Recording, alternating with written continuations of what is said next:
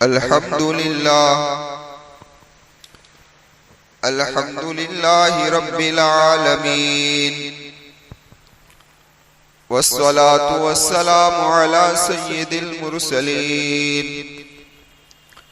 व अला आलिहि व अस्हाबिहि अजमईन। अम्मा बाद क़ाल नबी सल्लल्लाहु अलैहि वसल्लम अत्तुहूरु शत्रुल ईमान औ कमा क़ाल नबी सल्लल्लाहु अलैहि वसल्लम। मुअज़्ज़ज़ सामीन किराम और पर्दा नशीन ख़वातीन, आकाए मक्की व मदनी मुहम्मद रसूलुल्लाह सल्लल्लाहु अलैहि वसल्लम का ये फरमान है कि पाकीज़गी आधा ईमान है, यानी ईमान का हिस्सा या आधा ईमान है। तो उसी के ज़िम्न में कुछ बातें मैंने गुज़श्ता मजलिस के अंदर कही थी कि पाकीज़गी से क्या मुराद है। जब आदमी 4 किस्म की तहारत को हासिल कर लेगा तो उसका आधा ईमान मुकम्मल हो जाएगा। पहली किस्म तो यह है कि इंसान अपने जिस्म, अपने बदन, अपने कपड़ों को ज़ाहिरी नजासतों से पाक व साफ कर ले। दूसरी बात यह है कि इंसान अपने आज़ाओं को गुनाहों से पाक कर ले। तीसरी किस्म यह है कि इंसान अपने दिल को बुरे अखलाक से पाक व साफ कर ले। और चौथी किस्म यह है कि इंसान के दिल के अंदर सिर्फ अल्लाह के अलावा कुछ बाकी न रहे। हर तमन्ना दिल से रुखसत हो गई, हर तमन्ना दिल से रुखसत हो गई। अब तो आजा, अब तो आजा, अब तो खलवत हो गई, यानी अल्लाह के अलावा और कुछ बाकी न रहे। और यही असल मतलूब भी है। खैर, मैं अर्ज़ कर रहा था, जब आदमी 4 किस्म की पाकीज़गी को हासिल कर लेता है तो पता चलता है कि उसका आधा ईमान मुकम्मल होता है। पहली किस्म के मुतालिक गुज़श्ता मजलिस के अंदर हुई बात, आज की इस मजलिस के अंदर दूसरी किस्म के मुतालिक कुछ बात अर्ज करनी है। अल्लाह तबारक व तआला हक बात कहने की तौफीक भी अता फरमाए, और मैं आपसे ज्यादा अमल का मोहताज हूँ, मुझे भी अमल की तौफीक अता फरमाए। और जो भी इस बात को सुने, अल्लाह इन तमाम को अमल करने की तौफीक अता फरमाए। तो दूसरी किस्म यह है कि इंसान अपने आज़ाओं को गुनाहों से पाक व साफ कर ले। यानी कौन से आज़ा? तो क्या ज़ाहिरी आज़ा। ज़ाहिरी आज़ा क्या है? तो क्या आँख, नाक, कान, जुबान, हाथ, पैर वगैरह कि ये सारे आज़ा जब गुनाहों से पाक व साफ हो जाएंगे तो समझा जाएगा कि इंसान का कान पाक है, हाथ पाक है, हाथ पाक है, सब कुछ पाक है। वरना जुबान से अगर मैं झूठ और गीबत कर रहा हूं तो मेरी जुबान और मेरा मुंह नापाक है। आंख से अगर मैं अल्लाह और नबी करीम सल्लल्लाहु अलैहि वसल्लम की मना की हुई चीजों को देख रहा हूं जो शरीयत ने मना किया है, तो मेरी आंख क्या है भाई? नापाक है। जाहिर के अंदर मैं कपड़े बदल कर आया हूं, इत्र लगा कर आया हूं, लेकिन मेरे इन आज़ाओं से गुनाह हो रहे हैं। तो जाहिरी लोगों के सामने मैं पाक व साफ हूं, लेकिन अल्लाह तबारक व तआला की नजर के अंदर, मोहम्मद रसूलुल्लाह की नजर के अंदर और फरिश्तों की नजर के अंदर मैं नापाक हूं। क्या हूं भाई? इन लोगों की नजर में हम क्या है? नापाक है। हाँ, अपनी निगाहों में हम पाक व साफ है। तो फरमाया ये असल चीज है। अब सवाल ये पैदा होता है कि गुनाह नापाक है, गुनाह क्या है? नापाक है, तो उसकी दलील क्या है? उसकी दलील भी होनी चाहिए। तो उसकी दलील के तौर पर मैं 4 बातें अर्ज करता हूं, 2 कुरान करीम की आयत से और 2 नबी करीम सल्लल्लाहु अलैहि वसल्लम के फरामीन से। पहली बात सुनिए, कुरान ने क्या कहा, गुनाह को नापाक किस तरीके से कहा। कुरान ये कह रहा है, या अय्युहल्लज़ीना आमनू, ए ईमान वालों, इन्नमल खमरु वल मैसिरु वल अंसाब वल अज़लाम रिजसुम मिन अमल शैतान फजतनिबूहु लअल्लकुम तुफ्लिहून। कुरान में साफ कहा, ऐ ईमान वालों, ये शराब, ये जुआ और इस तरीके से ये बुत परस्ती और इसी तरीके से तीर फेंकना कि जिससे अपनी भविष्यवाणी को जानना, किसी से भविष्यवाणी अपनी जानना, फरमाया रिजसुम मिन अमल शैतान, ये सब शैतानी कामों में से हैं और एक गंदे हैं। क्या है? रिजस कहते हैं नापाक को। तो कुरान ने फरमाया कि ये क्या है भाई? नापाक। पता चला एक शराब पीने वाला जब शराब को पीता है तो शराब नहीं पी रहा है, वो गंदगी और नजासत को पी रहा है। पता चला एक जुआ खेलने वाला जब जुए को खेलता है तो सिर्फ पैसों की लेन देन नहीं करता, ये अपने हाथों से पासा नहीं फेंक रहा है, बल्कि उसका पूरा जिस्म गंदगी से लदा जा रहा है, क्योंकि कुरान ने उसको क्या कह दिया भाई? नापाक। तो ये तो पहली दलील। दूसरी दलील सुन लीजिए, आकाए मक्की व मदनी मोहम्मद सल्लल्लाहु अलैहि वसल्लम की पाकीज़ा बीवियां जो हमारी अम्माएं हैं, अज़वाजे मुतहरात हैं, कुरान करीम ने उनको खास हुक्म दिया कि अपने घरों के अंदर रहो, बगैर जरूरत के घर से बाहर।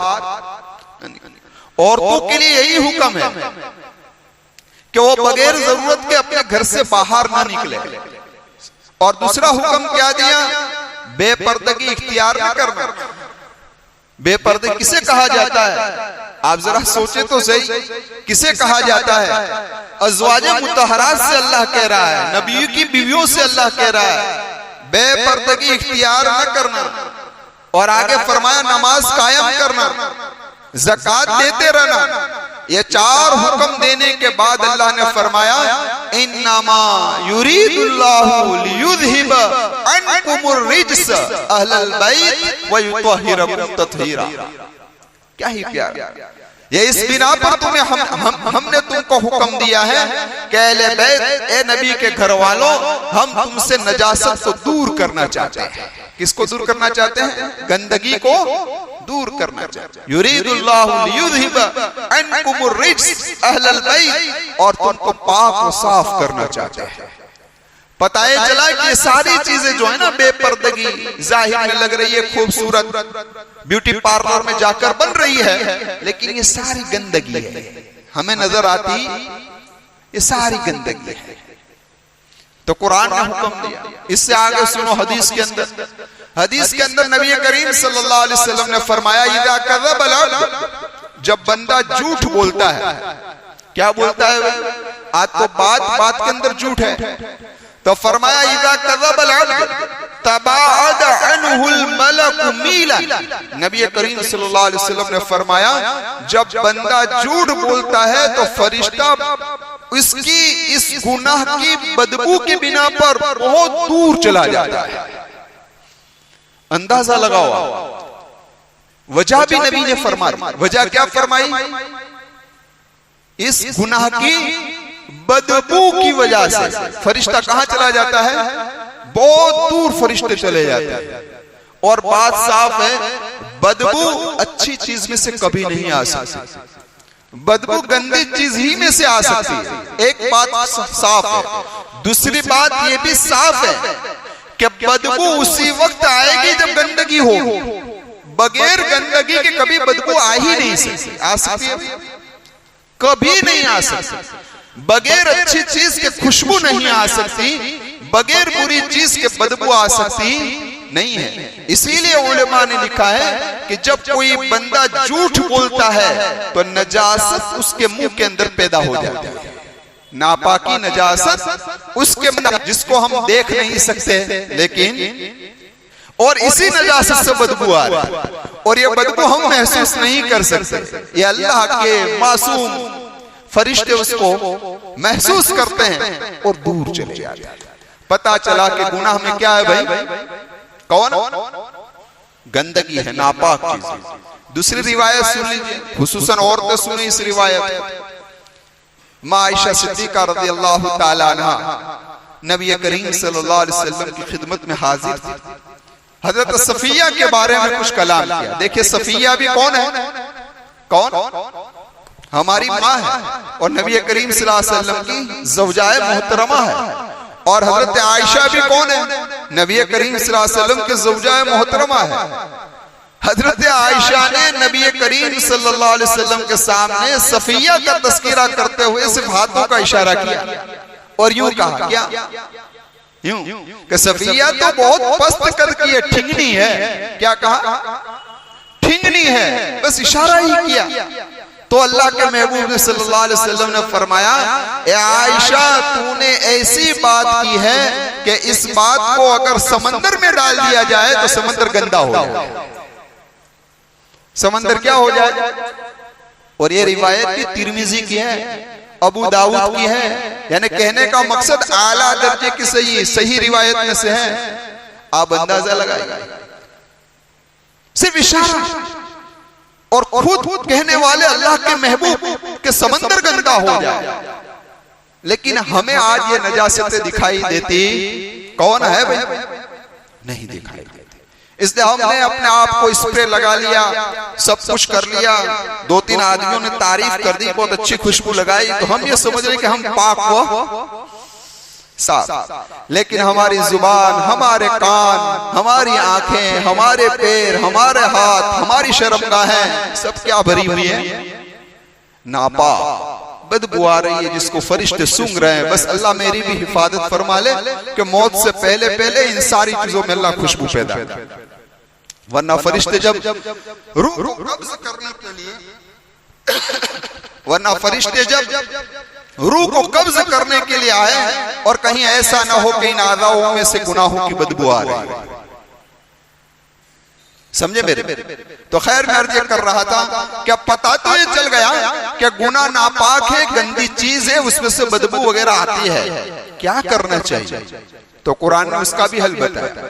कुरान ने कहा वज़रू ज़ाहिरल इस्मी व बातिना, छोड़ो जाहिरी गुनाह को भी छोड़ो और बातिनी गुनाह को भी छोड़ो। फिर कुरान ने एक अजीब लहजा इस्तेमाल किया, अल्लाह मेरी भी हिफाजत फरमाए। फरमाया वज़रू ज़ाहिरल इस्मी व बातिना इन्नल्लज़ीना यक्सिबूना यजज़ौना बिमा कानू यक्तरिफून, कि जो लोग ये बुरे काम करते हैं तो उनके किए का बदला अनकरीब उनको मिलेगा।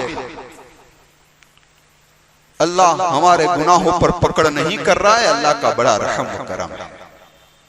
बस अल्लाह ने जिस तरीके से दुनिया में बचाए रखा है, अल्लाह मुझे और आपको आखिरत में भी बचाए रखे। समझ आई बात? तो खैर मैं अर्ज कर रहा था आपसे कि अब इसको छोड़ना है, लेकिन छोड़ना क्या हो गया हमारे लिए भाई? आज गुनाहों से अपने आप को छुड़ाना क्या हो गया है? तो क्या मुश्किल हो गया। तो किस तरीके से इससे जान छुड़ाए? तो उसकी तदाबीर उलमा ने बताई कि ये तदबीर इख्तियार कर लो तो इंशाअल्लाह गुनाहों का छोड़ना आसान हो जाएगा। करेंगे ये तदबीर इंशाअल्लाह? हाँ पक्का? तो इंशाअल्लाह गुनाहों से बचना आसान हो जाएगा। मेरे लिए भी अल्लाह आसान फरमा दे, आपके लिए भी आसान फरमा दे। पहली तदबीर ये फरमाई कि अज़्म और हिम्मत करो, हर गुनाह के छोड़ने की क्या करो? छोड़ दो। हिम्मत मर्दा मददे खुदा। जब आदमी किसी चीज में हिम्मत करता है ना तो अल्लाह की मदद आती है। आज लोगों ने हिम्मत की तो चांद पर पहुंचे, वरना हिम्मत न करते तो पहुंचते। लोगों ने हिम्मत की तो लोहे को हवा में उड़ाया, है ना? पता चला कि हिम्मत की कीमत है, और हिम्मत के बगैर ना आदमी ने दुनिया का काम कर सकता है ना दीन का। तो फरमाया अगर तुम्हें गुनाहों को छोड़ना है और तुम्हारा दिल का पक्का इरादा है तो सबसे पहला स्टेप ये उठाओ कि हिम्मत कर लो कि मैं गुनाह को छोड़ूंगा। करेंगे? अब कौन आदमी कौन से गुनाह में मुब्तला है वो हर आदमी अपनी स्टोरी खुद जानता है। मैं अपनी स्टोरी जानता हूं, आप अपनी स्टोरी जानते हैं कि क्या गुल खिलाए हैं मैंने जवानी में और आपने क्या खिलाए हैं। हर आदमी अपनी अपनी स्टोरी जानता है। खैर अब यहाँ दरमियान में एक बात अर्ज कर दूं जो डॉक्टर अब्दुल हई साहब लखनवी रहमतुल्लाहि अलैह ने अजीब बात बयान फरमाई। हजरत फरमाते हैं मेरे नजदीक गुनाह की 3 किस्में हैं। कितनी किस्में? पहले गुनाह की किस्म मेरे नजदीक यह है कि जिन गुनाहों को तुम अभी छोड़ सको फौरन, है ना। हमारी लाइफ में बहुत सारे गुनाह ऐसे होंगे कि जिसको हम फौरन छोड़ सकते हैं, फरमाया उसको फौरन छोड़, करेंगे इंशाअल्लाह। तो इतने तो बाद होगा। फरमाया दूसरा स्टेप यह है कि कुछ गुनाह तुम्हारी जिंदगी में ऐसे होंगे कि जिसके बारे में तुम्हारे जहन में एक ख्याल होगा कि अभी फौरन उसको छोड़ सकता नहीं। मसलन दाढ़ी है कि दाढ़ी रखनी है, हा? लेकिन फौरन अभी रख सकता, मानता है कि मैं गुनाह कर रहा हूं, लेकिन फौरन अभी रख सकता नहीं। तो हजरत ने फरमाया ऐसे गुनाह कि जिसको तुम फौरन छोड़ सकते नहीं हो, दिल में उसका इरादा कर लो कि मैं इसको छोड़। करते हो आप लोग इंशाअल्लाह? बोलो कि इरादा भी नहीं करते। हाँ, कहो कि मैं इंशाअल्लाह उसको छोड़ दूंगा, और उसके लिए अल्लाह से दुआ भी करते रहो।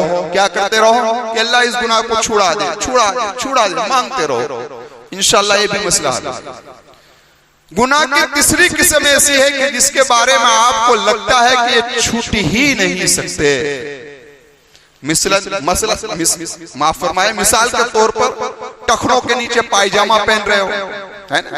आज हर नौजवान का पायजामा टखनों के नीचे, हालांकि सही रिवायत के अंदर है कि मन अस्फल मिनल काबैन इज़ारहु फहुव फिन्नार, कि जिस आदमी ने अपना पायजामा लो या कोई भी ऊपर से आने वाला कपड़ा, कि जिसको इस टखनों से नीचे लटकाया है, मेरे महबूब फरमाते हैं कि उसका ठिकाना जहन्नम है।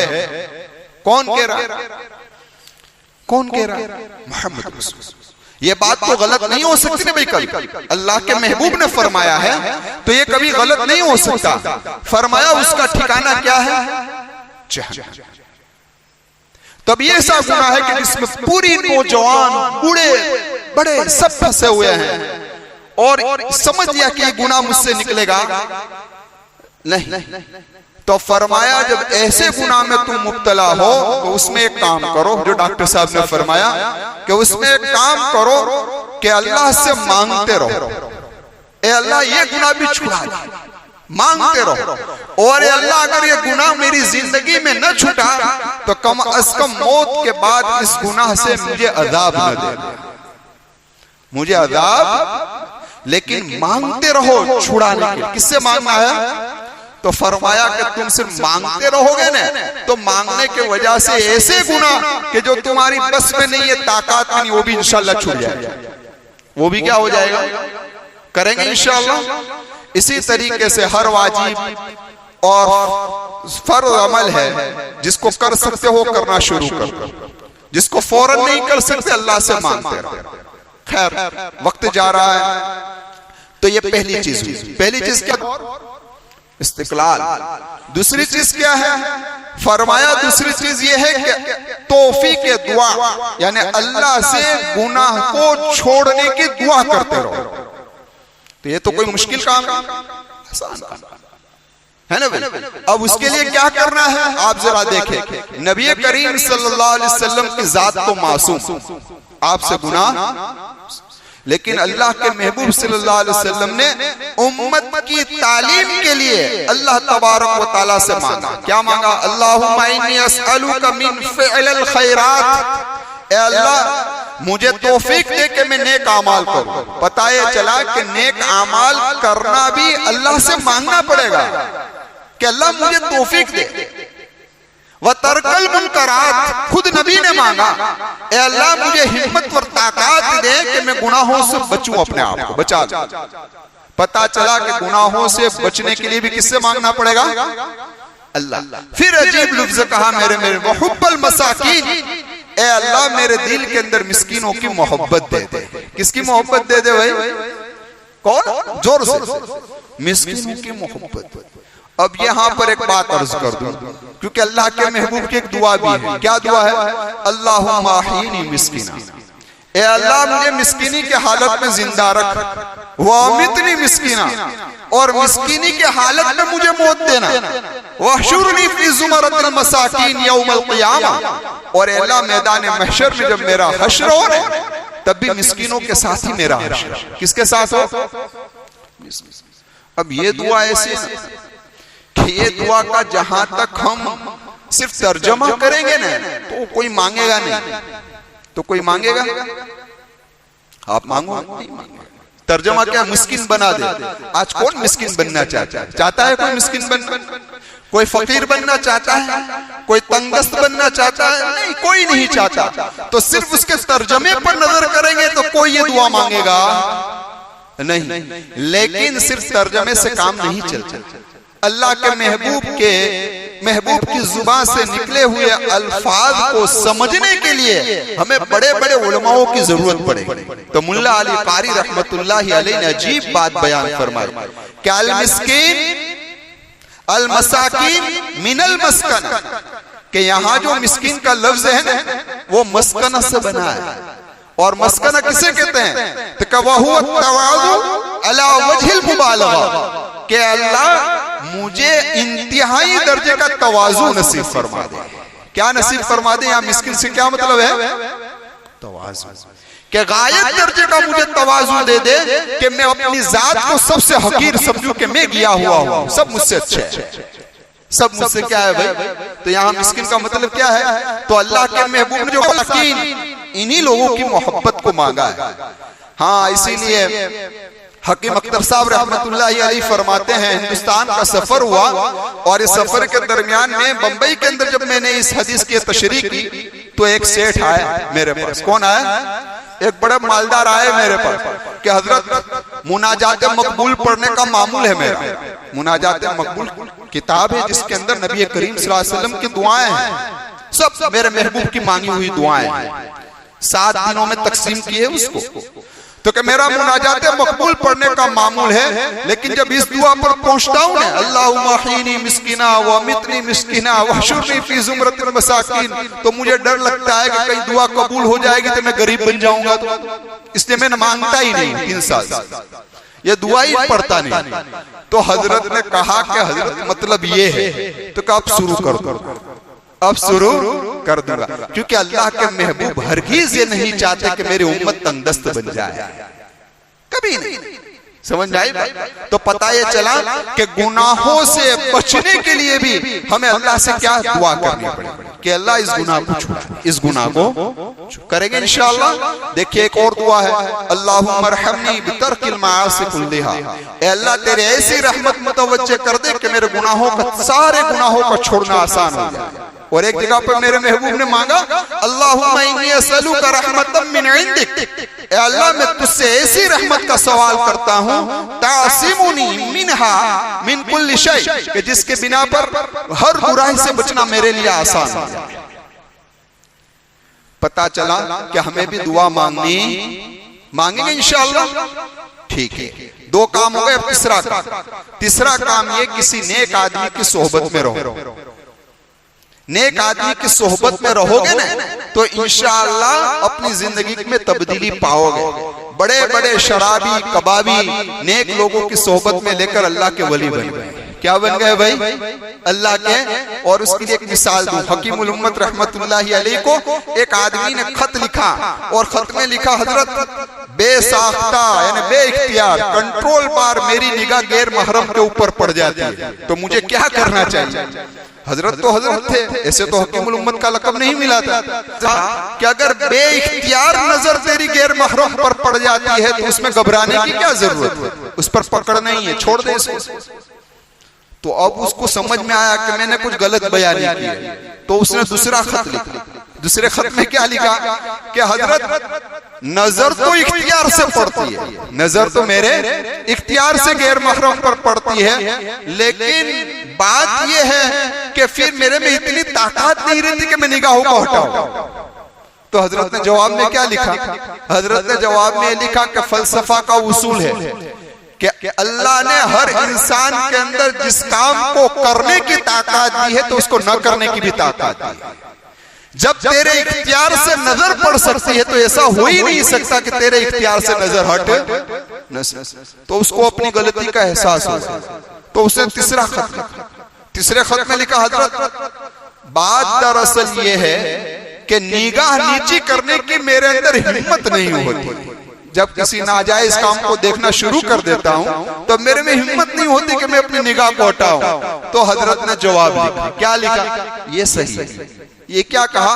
और बीमारी अब पकड़ में आ गई कि तेरे अंदर हिम्मत की कमी है। किसकी कमी है?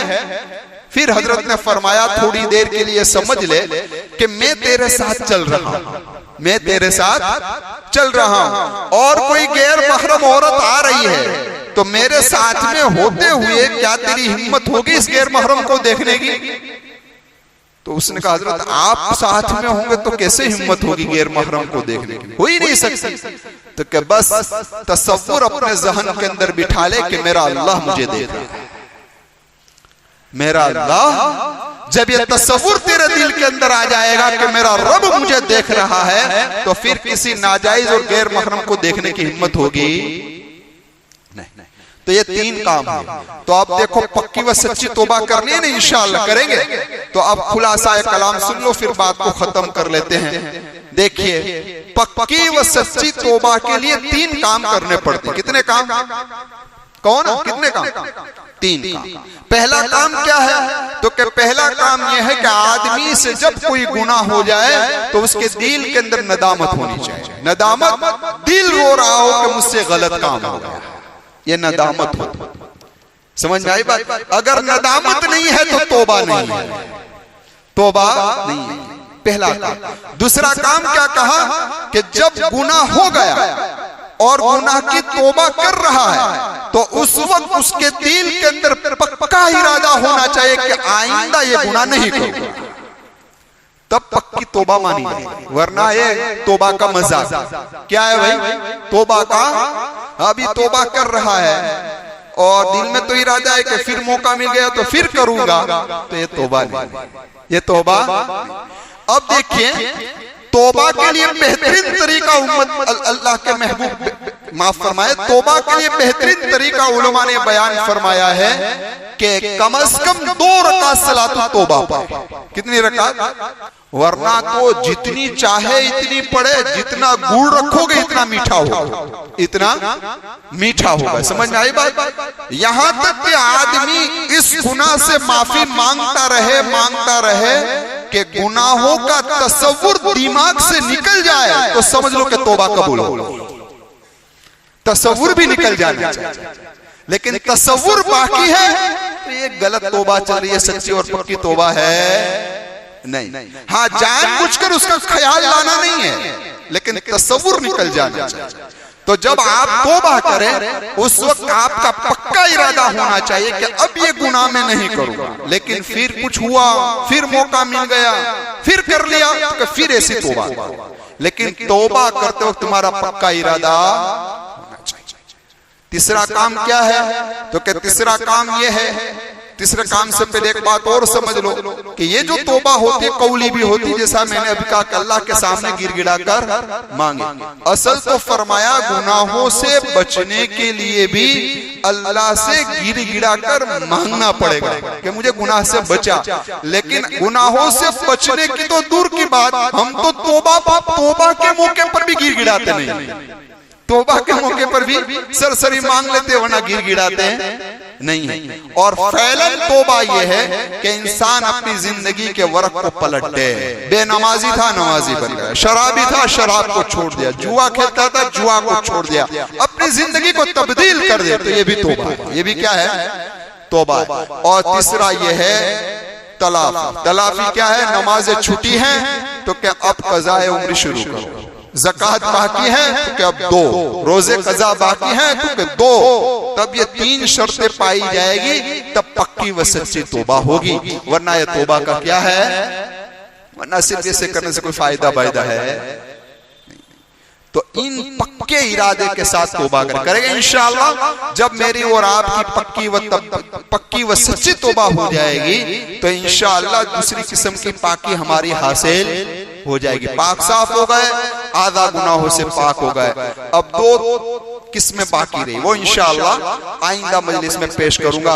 अल्लाह से दुआ करता हूँ, आपके लिए भी करता हूँ, मेरी जात के लिए भी करता हूँ, अल्लाह हर गुनाह से मुझे भी पक्की व सच्ची तौबा की तौफीक अता फरमाए, आपको भी अता फरमाए, और मौत से पहले पहले हर गुनाह से मुझे और आपको, मेरी और आपकी पक्की व सच्ची तौबा अल्लाह कबूल कर ले। इसीलिए मैं अर्ज करता हूँ कि नौजवान तो नौजवान है, लेकिन जिनकी उम्र बड़ी हो चुकी है, जिनके बाल सफेद हो चुके हैं, आंखों की बिनाई कमजोर हो चुकी है, पैर लड़खड़ाने लगे हैं, अब तो उनके दिलों में गुनाहों की भी कोई ख्वाहिश बाकी रही नहीं है। ऐसे लोगों को तो अब हर गुनाह से पक्की व सच्ची तौबा कर लेनी चाहिए। कब मौत का पैगाम आ जाए कुछ पता है नहीं। अल्लाह मुझे भी तौफीक दे, आपको भी तौफीक दे। आमीन। व आखिर दावाना अनिल हम्दुलिल्लाहि रब्बिल आलमीन।